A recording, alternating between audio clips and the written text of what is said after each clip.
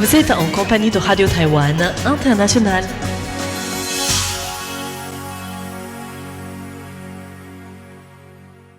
Bonjour à toutes et à tous, merci de nous rejoindre sur Radio Taïwan International.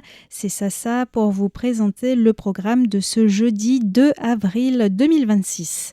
Tout d'abord, l'actualité taïwanaise sera présentée par Florian Dai. Je vous rejoindrai ensuite dans le décryptage consacré à la bande dessinée et au manga, un pont entre Taïwan et la Belgique, la suite du décryptage de la semaine dernière. Dans l'émission Taïwan en ébullition, François-Xavier Boulet vous parlera de Foxconn qui dévoile son robot infirmier, un bras robotique IA de nouvelle génération. Et enfin, pour celles et ceux qui nous écoutent sur Internet, dans Graines de Business, Valentin Floquet vous parlera de l'arrivée de Bolt à Taïwan, une application de covoiturage et de taxi. Je vous souhaite une très bonne écoute et vous laisse tout de suite en compagnie de Florian Dai pour les grands titres de l'actualité taïwanaise. Le ministre taïwanais de l'économie en France pour le dialogue économique France-Taïwan 2026. La phase de simulation de l'exercice militaire Hangguang aura lieu du 11 au 24 avril. Macron et Takaichi soulignent l'importance de la paix dans le détroit. Le ministre taïwanais de l'économie en France pour le dialogue économique France-Taïwan 2026. Le ministère taïwanais de l'économie a annoncé ce 1er avril au soir que le ministre Gong Mingxin s'est rendu en France du 30 mars au 1er avril pour participer au dialogue économique et commercial France-Taïwan 2026. Selon le ministère, cette plateforme officielle a permis d'aborder le renforcement de la stabilité des chaînes d'approvisionnement face aux tensions géopolitiques, ainsi que la promotion des investissements et des coopérations technologiques afin d'améliorer la compétitivité industrielle. Les deux parties ont également abordé les questions de transformation énergétique et de l'aérospatiale lors du forum. Durant ce séjour de 3 jours, le ministère taïwanais a également organisé un forum réunissant des représentants d'entreprises et d'organisations françaises pour présenter le rôle de Taïwan dans les chaînes d'approvisionnement mondiales et ses politiques économiques récentes, dans le but d'attirer davantage d'investissements français, a précisé le ministère. De plus, une table ronde a réuni des banques et des agences de crédit à l'exportation européennes impliquées dans le financement de projets éoliens offshore à Taïwan. Le 31 mars, Gong Mingxin a également participé à une cérémonie organisée par BPI France et l'ITRI, l'Institut taïwanais de recherche technologique et industrielle, marquant le lancement d'un appel à projet bilatéral. Ce programme fait suite au protocole d'entente sur la recherche et l'innovation signé l'an dernier, qui a déjà permis à 12 entreprises de mener 6 projets communs dans les domaines des semi-conducteurs, de la photonique sur silicium, de l'IA biomédicale et des technologies d'affichage. La phase de simulation de l'exercice militaire Hangguang aura lieu du 11 au 24 avril. La phase de simulation informatique de l'exercice annuel Hangguang 42 se déroulera à partir du 11 avril. Le ministère de la Défense taïwanais a indiqué aujourd'hui en conférence de presse que l'exercice mobilisera des postes de commandement de niveau opérationnel afin de tester les capacités de décision des commandants et la planification des états-majors. Selon Dong Qixing, directeur du département des opérations conjointes, le scénario repose sur l'évolution des menaces et des conflits internationaux récents, en se basant sur le cas où l'armée populaire de libération exerce des pressions de zone grise, passe de l'exercice à la guerre et envahisse Taïwan par la force.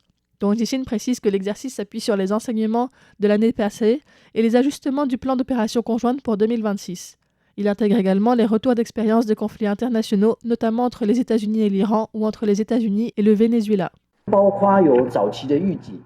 Les éléments centraux incluent l'alerte précoce et la réponse immédiate, ainsi que l'importance du renseignement interarmé, la lutte contre les interférences électromagnétiques et les drones, la protection des infrastructures militaires et énergétiques, la résilience, la défense aérienne multicouche et les opérations de contre-attaque de garnison.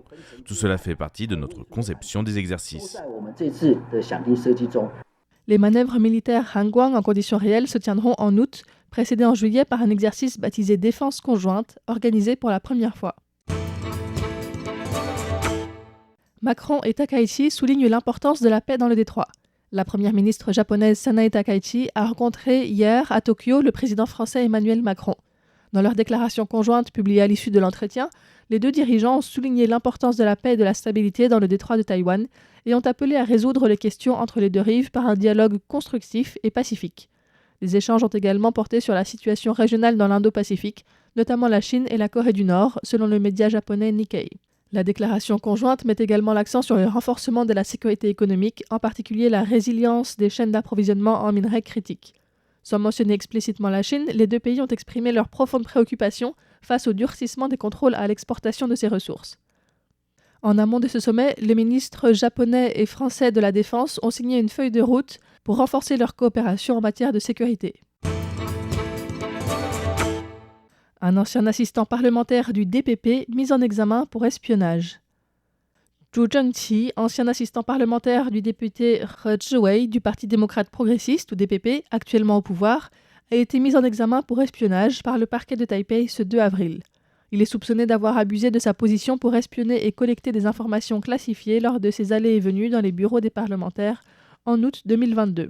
Il y aurait récolté des informations qu'il aurait transmises à des membres du Parti communiste chinois contre l'obtention de 20 000 renminbi, soit environ 2 500 €. Les procureurs ont requis une peine de 5 ans d'emprisonnement minimum pour enfreinte à la loi sur la sécurité nationale. À noter que Zhu Zhengqi venait de remporter la primaire du DPP pour le conseil municipal de Taipei en mars, dans la perspective des élections municipales de novembre prochain. Le DPP a convoqué une réunion extraordinaire et a décidé à l'unanimité d'exclure Zhu Zhengqi du parti. Ce dernier a affirmé respecter la décision, mais a nié les faits. Concernant les raisons pour lesquelles il a photographié le contenu des documents confidentiels, il a déclaré que cela était dû à la visite d'un membre du Congrès américain à Taïwan en août 2022, venu rencontrer la Commission de la Défense et des Affaires étrangères du yuan législatif. Il a également nié avoir reçu de l'argent d'un membre du PCC, en affirmant que la somme provenait d'un différend familial. Selon lui, il ne s'agit pas d'une affaire d'espionnage et il espère prouver son innocence devant le tribunal. La coopération énergétique gaz-diesel se maintient avec l'Australie. Taïwan a réaffirmé son engagement à poursuivre ses livraisons de carburant à l'Australie, l'un de ses principaux partenaires énergétiques et fournisseurs de gaz. Dans un entretien accordé aux médias australiens Financial Review, le représentant taïwanais en Australie, Douglas Utian-Chu, a rappelé que le gaz naturel constitue la principale source d'électricité à Taïwan et qu'environ un tiers de son approvisionnement provient d'Australie. Il a déclaré que l'Australie s'engage à continuer à livrer du gaz naturel liquéfié, ou GNL, que Taïwan achète, et en contrepartie, Taïwan s'engage également à maintenir ses exportations de produits pétroliers raffinés. Ainsi, malgré les circonstances, une coopération stable et solide est maintenue. Contrairement à la Chine et à la Corée du Sud, Taïwan n'a pas imposé de restrictions à l'exportation de carburants raffinés. Pour l'Australie, qui dépend des importations pour environ 90% de ses besoins pétroliers, ces limitations accroissent les risques d'approvisionnement. Selon l'Association australienne des routes et des automobilistes, Taïwan est le 4e fournisseur de diesel de l'Australie, avec environ 12% des importations, derrière la Corée du Sud, Singapour et la Malaisie. L'île figure également parmi les principaux fournisseurs de kérosène. Feu vert pour le premier site de captage et de séquestration de carbone de l'entreprise pétrolière CPC. Le ministère de l'Environnement a annoncé hier que le projet pilote interministériel de captage et séquestration de carbone, présenté par la compagnie pétrolière CPC à Zhejiang, a été approuvé.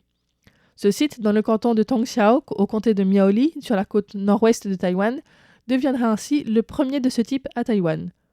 Le ministère a précisé que conformément à la loi relative à la lutte contre le changement climatique, qui a pour objectif la neutralité nette en carbone d'ici 2050, les entreprises qui entreprennent des projets de captage et de séquestration de dioxyde de carbone doivent obtenir l'approbation de l'autorité centrale compétente. Ce projet a été examiné par des experts et universitaires en géologie, en génie de l'environnement et en droit, des représentants des ministères concernés et du gouvernement local. L'étude d'impact environnemental a été approuvée en 2023. Il s'agit d'un modèle complet d'économie circulaire du carbone. Sa méthode principale consiste à injecter le dioxyde de carbone capté dans une couche de grès d'environ 1700 mètres de profondeur pour un stockage géologique. Le projet est divisé en 3 phases, avec un objectif de séquestration cumulé de 300 000 tonnes de CO2 au bout de 3 ans. Par ailleurs, une installation permettra de capter le CO2 des gaz d'échappement et de la raffinerie de CPC afin de le convertir en méthanol, qui peut ensuite être utilisé comme matière première pour des produits chimiques tels que l'éthylène, le propylène ou l'acide acétique.